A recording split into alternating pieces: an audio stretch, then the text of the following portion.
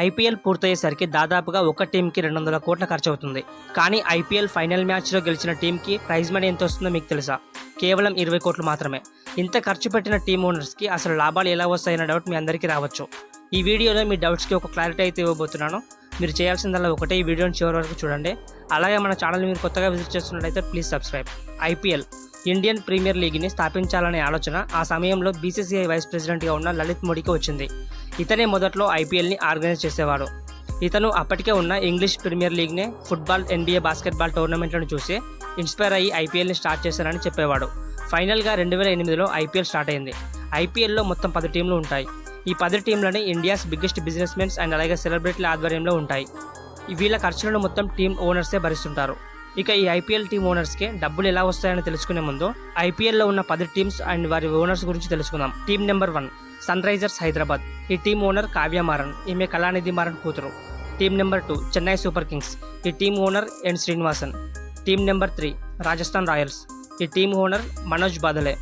Team number 4 Delhi capitals. ఈ team owner GMR group and GSW group. Team number 5 Punjab kings. ఈ team owner Preity Zinta. Team number 6 Mumbai Indians. ఈ team owner Mukesh Ambani. Team number 7 Kolkata knight riders. ఈ team owner Shahrukh Khan. Team number 8 royal challengers Bengaluru. దీని యొక్క owner united spirits. Team number 9 Gujarat titans. దీని యొక్క owner CBC capital partners. Team number 10 Lucknow super kings. దీని యొక్క owner doctor Sanjeev Goenka. ఇక IPL team ఓనర్స్కి చాలా రకాలుగా డబ్బులు వస్తాయి. అవేంటో తెలుసుకుందాం. Number 1 title sponsors. మీలో చాలా మందికి తెలిసే ఉంటుంది. ఐపీఎల్ స్టార్ట్ అయినప్పుడు మొదట్లో DLF IPL అని పిలిచేవారు. దాని తర్వాత పెప్సీ IPL అని, వివో IPL అని అండ్ ప్రజెంట్ ఇప్పుడు టాటా IPL అని పిలుస్తున్నారు. దీనినే టైటిల్ స్పాన్సర్షిప్ అంటారు. పెద్ద పెద్ద బ్రాండ్స్ టైటిల్ స్పాన్సర్ చేయడానికి కోట్ల రూపాయలను ఖర్చు చేస్తారు. ఐపీఎల్ స్టార్ట్ అయిన మొదటి 5 సంవత్సరాలు DLF అనే కంపెనీ స్పాన్సర్గా ఉండేది. ఈ కంపెనీ ప్రతి సంవత్సరం 40 కోట్ల రూపాయలను బీసీసీఐకి ఇచ్చేది. తర్వాత 2013-15 వరకు టైటిల్ స్పాన్సర్గా ఉన్న పెప్సీ సంవత్సరానికి 79 కోట్లను ఇచ్చేది. తర్వాత 2016-17 వరకే టైటిల్ స్పాన్సర్గా ఉన్న వివో 100 కోట్లని అండ్ అలాగే 2018-19 వరకు టైటిల్ స్పాన్సర్గా ఉన్న ఇదే వివో ఏకంగా 440 కోట్లని ప్రతి సంవత్సరం టైటిల్ స్పాన్సర్గా బీసీసీఐకి ఇచ్చేది. అయితే ప్రస్తుతం 330 కోట్లని టాటా కంపెనీ టైటిల్ స్పాన్సర్గా బీసీసీఐకి ఇస్తుంది. అయితే ఇలా టైటిల్ స్పాన్సర్షిప్ నుండి వచ్చిన ఆదాయంలో 50% బీసీసీఐ ఉంచుకొని మిగతా 50% ఐపీఎల్ టీమ్ ఓనర్స్కి ఇస్తుంది. Number 2 official sponsors. Same title sponsors లాగే కొన్ని రకాల కంపెనీలు ఐపీఎల్లో స్పాన్సర్ చేస్తుంటాయి.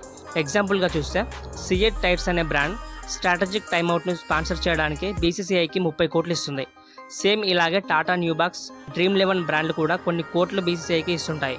ఇక ఒక రిపోర్ట్ ప్రకారం చూసినట్లయితే ఈ అఫీషియల్ స్పాన్సర్స్ నుండి ప్రతి సంవత్సరం బీసీసీఐకి 210 కోట్ల వరకు వస్తుందంట. అందులో 50% బీసీసీఐకి, మిగతా 50% ఐపీఎల్ ఓనర్స్కి ఇస్తుంటారు. Number 3 broadcasters. ఐపీఎల్కి వచ్చే అతిపెద్ద ఆదాయం ఏదైనా ఉంది అంటే అది బ్రాడ్కాస్టర్స్ నుండి అని చెప్పవచ్చు. ఐపీఎల్ని టీవీలో చూడాలంటే బ్రాడ్కాస్టింగ్ రైట్స్ ఉండాలి.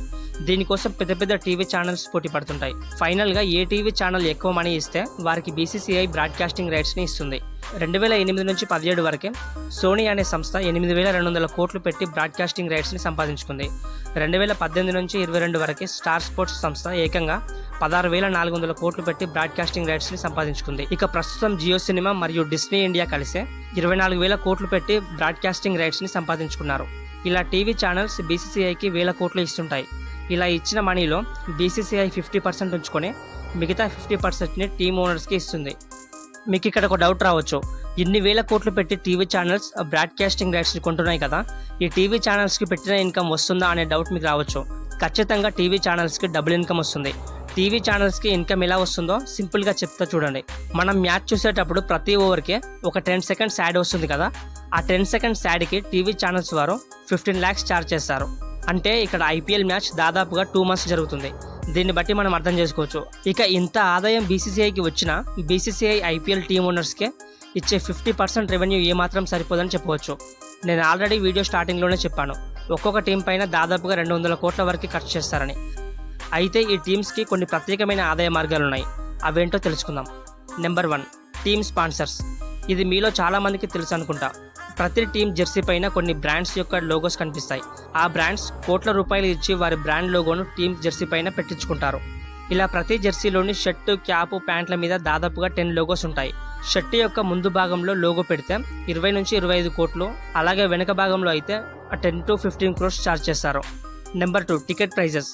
ఐపీఎల్ మొత్తం పూర్తయ్యేసరికి ప్రతి ఐపీఎల్ టీం తన హోమ్ గ్రౌండ్లో దాదాపుగా 7 మ్యాచెస్ ఆడుతుంది. సో టికెట్స్ అమ్మడంలో వచ్చిన అమౌంట్లో 80% హోమ్ టీం తీసుకుంటుంది.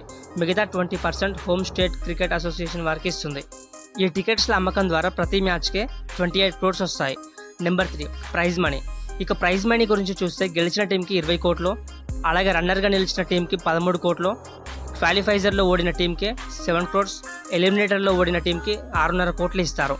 అయితే ఈ మనీలో సగం ఐపీఎల్ ఓనర్స్ తీసుకుంటారు, మిగతా సగం టీం మెంబర్స్కి అందరికీ సమానంగా ఇస్తారు. ఇంతేకాకుండా player of the match, orange cap, purple cap లాంటి రకరకాల అవార్డు కూడా ఉంటాయి. ఇవన్నీ పక్కన పెడితే ఐపీఎల్లోని ప్లేయర్స్ మెయిన్గా ఆక్షన్లోనే కోట్లు సంపాదిస్తారు. ఇవి ఫ్రెండ్స్ ఐపీఎల్ ఓనర్స్కి ఆదాయం వచ్చే మార్గాలు.